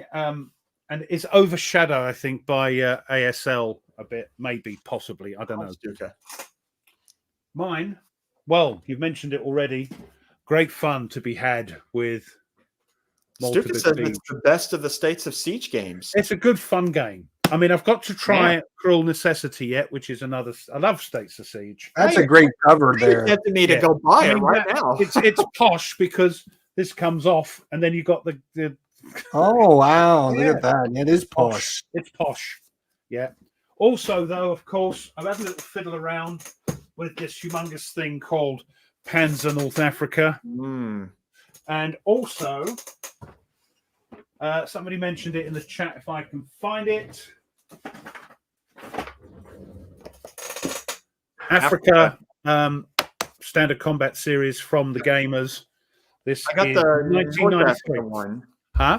I got the North Africa one of those. It's fun. This is easy. It's a fun game. It's a bit long if you play the campaign, but yeah, another good fun game. You can pick this up reasonably cheap as well. Okay, next category. Well, we've already kind of covered this. Normandy 44. A lot of people mentioned Bulge games, so I'm just gonna go on to Cold War Modern. I know. So mine is the Third World War series. Frank Chadwick, the all the 4 games that are in the one box that Compass did.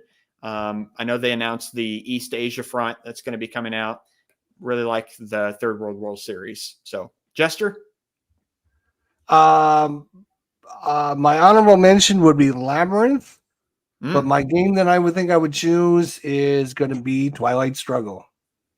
Okay, yeah, and there's a new edition going to be coming out on that. You got the 25th anniversary edition coming out or something like that, yeah. Ruff, what's yours? Well, you want to choose from. I've got them all at the moment, so I might as well pick one of these. I played a bit with Tony. It's the next War Series. I'm looking forward to playing that. Yeah. I have that game. I haven't played it yet. So the standard game's nice and easy to get you into it. It is very, I'm still having trouble with the naval and the air parts of the advanced game, but yeah, it's it's good. I mean, what have we got here? So people have mentioned some really good games. Yeah, I'm just trying to played yet. I'd love to.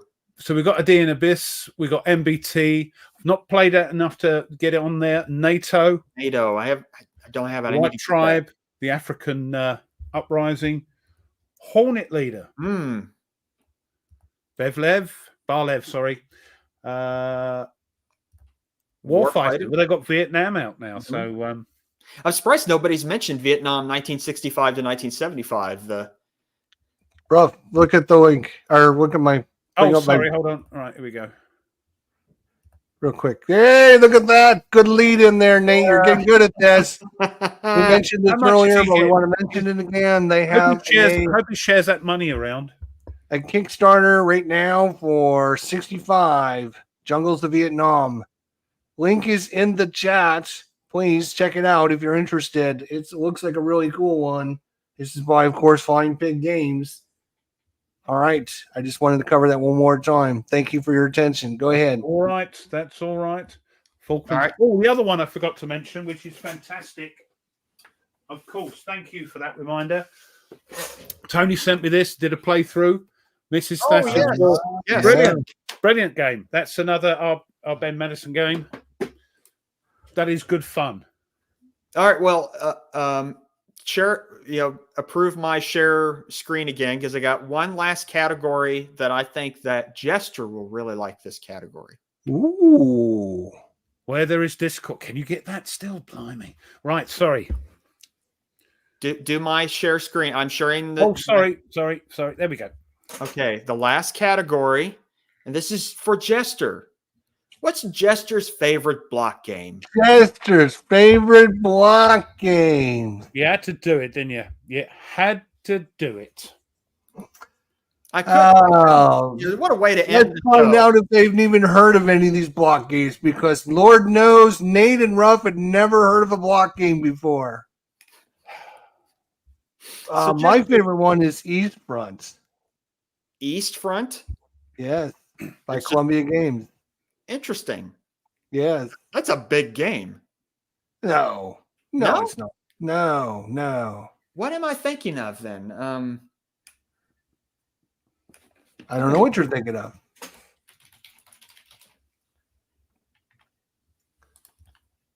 Oh, Race to Moscow has blocks. Oh, you're killing me, Stuka. Spitfire Joe, you're killing me. He will be back soon. Spitfire. Sorry, Stuka Joe will be back soon. Favorite block games. My favorite block games. Yeah. My favorite block games. What? Are Jerry White. Oh. They're not blocks. They're just huge counters. Well, They're blocks. Let's face it. Counters. My runner-up, my honorable mention would be Europe. Europe engulfed. Tragedy. Europe engulfed. Oh, Europe engulfed. Okay. Interesting. Well, gentlemen, it's been almost 2 hours. Grief. So we want to thank everyone for coming out today. This has been an awesome show. I'm glad we're able to get all these categories in on what our top games are. Love the games that people have been mentioning in the chat. Definitely some of these I don't have that people mention and I want. And the Malta one, I'm tempted right after the show to go buy. It is expensive. But yeah. The Worthington games, again, are expensive, but they're great quality. I'm not sure if they're worth that money for what it is, but it's a good game. It's a good, fun game. Because like most of these States of Siege, it's historically, and I think you can do it with Cruel Necessity, you shuffle all the decks. You've got 3 decks for the epochs and things. You can actually work through them historically and put them in order and see how you work, rather than having things happen out of sequence. So there's that interesting thing you can do. But yeah, it's a good one. Good night, William. Good night, everyone. Thanks for coming out. We do appreciate it. Yeah. All right. Well, so we want to remind everyone that don't forget about the War Room 5th anniversary show that's coming up on November 2nd. November 2nd, it's coming out. And we're going to do some giveaways to celebrate and have a good time there. Plus, I believe, if I'm not mistaken, that the show will be going longer that day as well. 3-hour show. 3 hours. You get your money's worth. I tell you, we don't even get overtime on that. No. We don't even get paid overtime. Crazy. But yeah, thank you everyone for coming out. We're going to have more announcements coming up. We got games to give away. We got special guests. We're still lining up special guests to show up. So it's going to be an exciting 3 hours, and it's going to go by just like that. I'm telling you. You must be present to win, though. They soon forget it was 3 hours last year, wasn't it? I think. And we're also going to be bringing back Jester's Jeopardy by special request. One person. I damn you, Special damn you. request. Well, this will be. Cannot wait for That'll that. be fun. And thanks again for 70 odd people watching at the Yeah, peak. it's been great. So, crazy. Thank you so much. Well, Ruff, since you're the one that can see us out, please go ahead. We'll do it now. What are you up to? Anything happening this week? Quick. Me? I'm going to keep playing this. Right. And you're going to video it, play it on Vassal, video it? I'm vassailing it right now. Yeah, but are you going to record it? We'd love to see it. Maybe. I don't know. Good. We'll see. You should. You absolutely should. Just I'm going to try and get a couple more episodes of Salerno 43 out. I've got a couple other projects in the works. I haven't decided for sure what I'm doing yet. And then because Wednesday I'm not doing the thing with Mike Butterjelly because his character died, I might be starting a new series. News to come on that soon. Okay. What about you, Ruff? Anything? Yeah, for myself, I'm just continuing with Skies Over Britain. Nordic, you won't know what's happened in the hospital until I publish it. All right, so stum, I'm keeping quiet. But that's hopefully got a couple of more of those to do. Then I can get on something new. But thoroughly enjoying it. Just real life got in the way. So that's it. So thanks everybody for coming along. You know, it's been brilliant. We love you all, and there's nothing you can do about it. So. Jester, you're hosting next week. I will host next week. I will come up with an awesome topic. You will, as you always do. So thanks, Nate, for running the thing. It's been great. Yeah, it's fun today. Say bye-bye, Nate. Well, like Ruff says, we do love everyone, and there's nothing that you can do about it. So have a great day, everyone. We will see you all next week on the War Room on